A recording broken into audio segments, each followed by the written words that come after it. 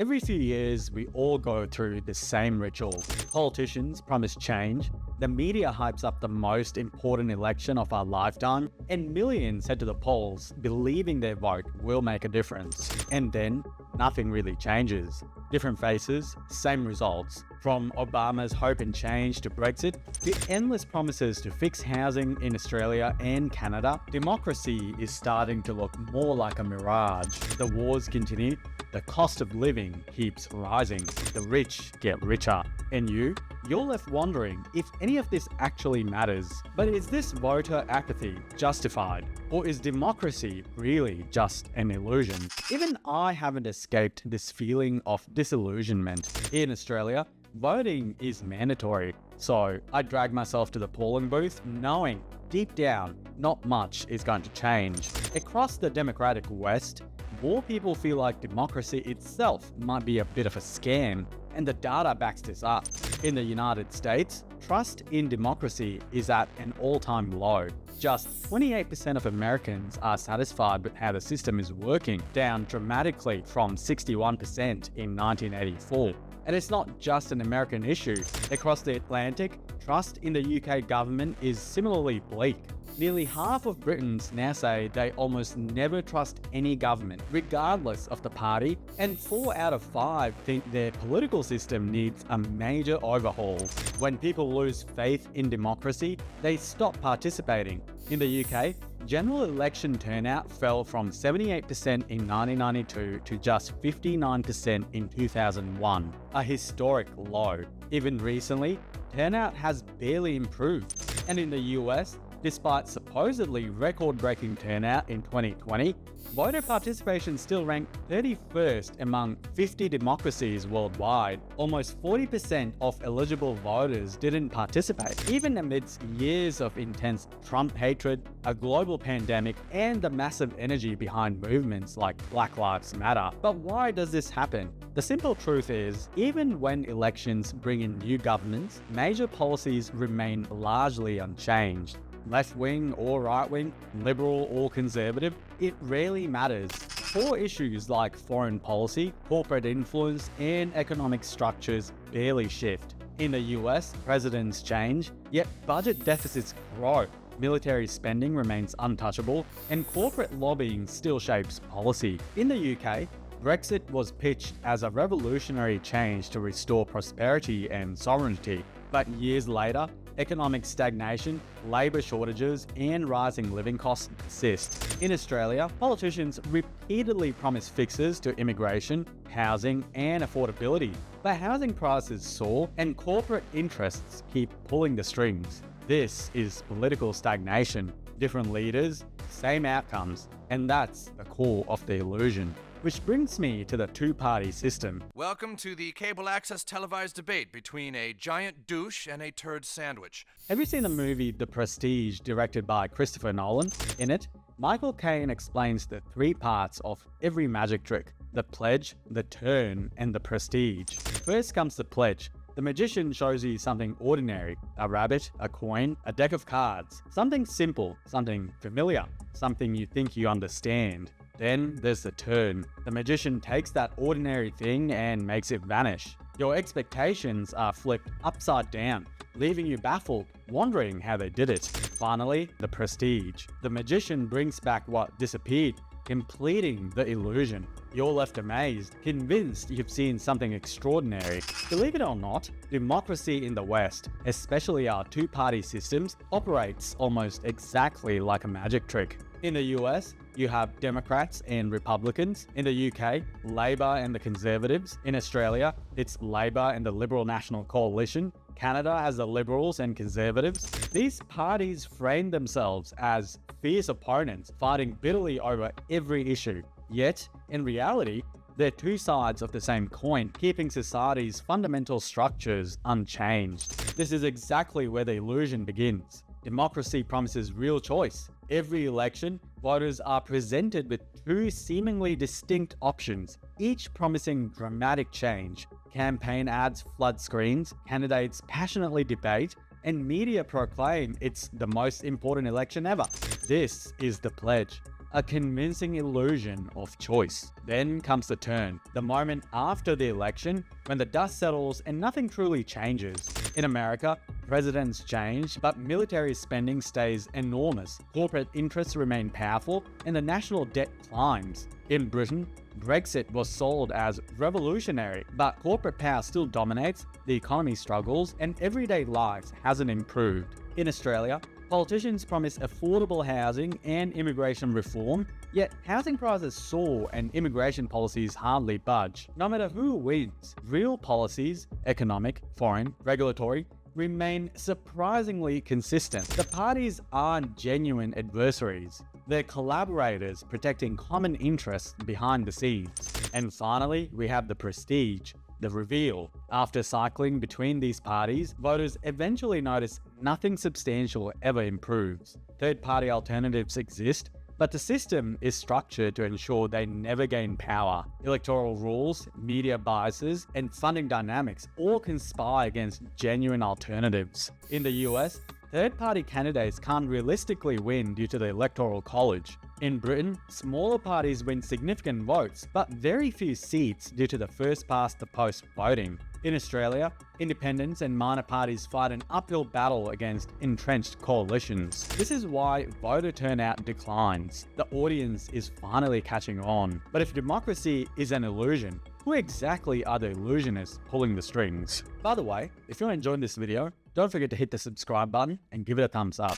In a magic show, illusionists control what the audience sees, guiding perception and managing every outcome. Politics operates similarly, but instead of magicians, the illusionists are corporate interests, lobbyists, and entrenched bureaucracies quietly shaping the show behind the scenes. One clear example is how big businesses fund both sides of politics. It's a simple strategy: donate to both parties, and influence is guaranteed regardless of who wins. In recent US elections, corporations from pharmaceuticals to tech giants to Wall Street have poured billions into campaign funding and lobbying. Nearly half of America's top 100 political donors give generously to both Democrats and Republicans, ensuring corporate interests remain protected no matter the election result. This explains why unpopular policies often pass anyway. Take President Trump's 2017 tax cuts. Polls showed most Americans opposed tax breaks favoring corporations and the wealthy, yet the bill sailed through Congress. Public opinion barely mattered. Corporate America got exactly what it wanted. And it's not just an American issue. In Australia, both major parties, Labor and Liberal, have consistently favoured powerful mining corporations. Politicians promise strong environmental regulations, but once in office, the influence of big business quietly ensures these reforms never materialise. In the UK, Labor and Conservative governments have consistently shielded London's financial sector despite public outrage following the financial crisis. But corporate lobbying isn't the only force at play. Behind every elected government lies a permanent bureaucracy, often labelled the deep state. These are career civil servants, advisors, military leaders, and intelligent officials whose influence spans multiple administrations. Politicians come and go, but these institutions remain, providing stability, yet also preventing meaningful reform. Donald Trump discovered this firsthand when he campaigned against endless foreign wars. Despite his attempts to withdraw US troops from Syria and Afghanistan, his orders were repeatedly stalled or diluted by military leaders and bureaucrats committed to the status quo. Even the US president found that ending wars was far harder than starting them. This deep state isn't some conspiracy. It's simply entrenched institutions that resist change. Leaders promising radical reform, whether Obama pledging Wall Street accountability after 2008, Trump vowing to drain the swamp, or Macron advocating economic transformation, quickly become entangled in bureaucratic inertia. Real political power isn't always visible in elections or parliamentary debates. It quietly resides in corporate boardrooms, bureaucratic offices, and halls filled with lobbyists. They are the true illusionists in this trick.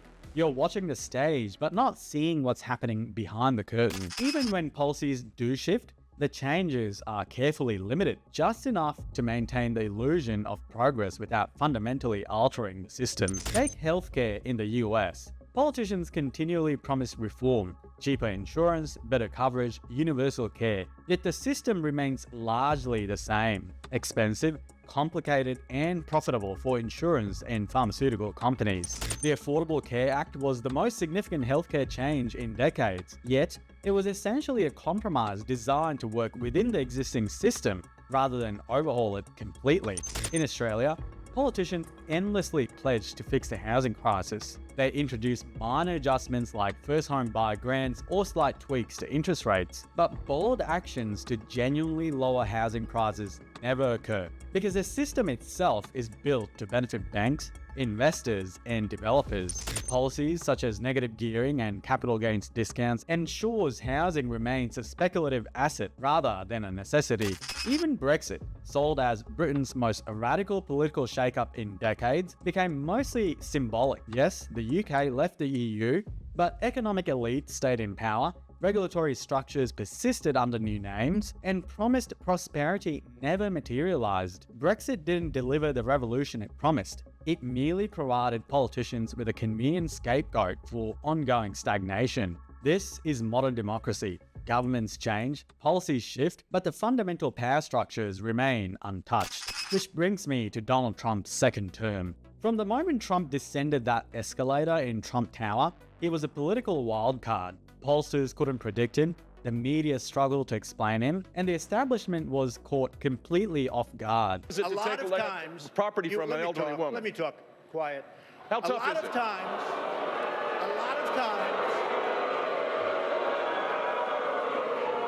His 2016 election shattered expectations, but despite all the chaos and controversy, Trump's first presidency largely remained confined by familiar boundaries. Court battles, bureaucratic resistance, and internal pushback severely limited his agenda. Some analysts argued his administration underestimated executive power, something Biden's team later wielded far more effectively.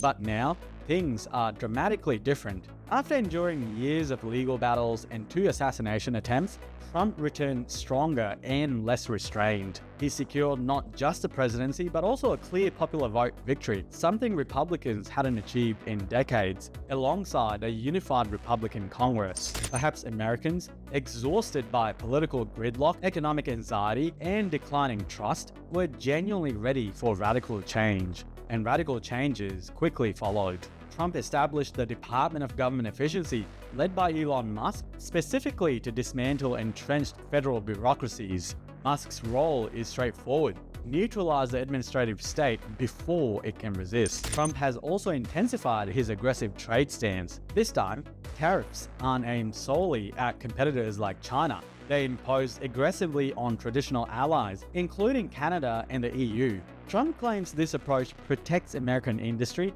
even if it disrupts long-standing economic partnerships and global markets. Whether this gamble revitalizes the economy or isolates the US remains to be seen, but it's a stark departure from incremental political compromises. His Ukraine policy is another significant break from tradition. Trump's open skepticism toward NATO has sparked a major European rearmament on a scale unseen since World War II. Britain is now openly discussing deploying peacekeeping troops to Eastern Europe, while Germany and France rapidly boost their defense spending. Such moves were unthinkable just a few years ago, yet have materialized within months of Trump's second term beginning. Given the speed and scale of his actions, it's clear Donald Trump isn't operating within ordinary political constraints anymore, and this might just be the beginning. So, is democracy truly an illusion? Not entirely. But the real question isn't whether democracy itself is flawed. It's whether the current system can survive without real, meaningful reform. For decades, voters have cycled between parties, believing they're making choices that matter. But behind the spectacle, powerful interests quietly guide the outcomes, limiting how much things actually change. If you want democracy to mean something again, we need to fundamentally rethink what choice, accountability, and political power really look like. Because ultimately, a healthy democracy isn't about simply picking between 2 similar options every few years. It's about holding power truly accountable, challenging entrenched interests and the deep state, and making sure politicians work for the voters, not the other way around. Until then, democracy might remain just that, a convincing magic trick, impressive on the surface, but empty behind the curtain. Hey, you made it to the end. If you enjoyed the video, please remember to subscribe and give it a thumbs up. A massive thank you to my channel members and Patreon supporters. You are the backbone of this work. Want to join the crew? Hit the join button below or swing by Patreon. I'd love to have you. Thanks for watching, and I'll see you in the next one.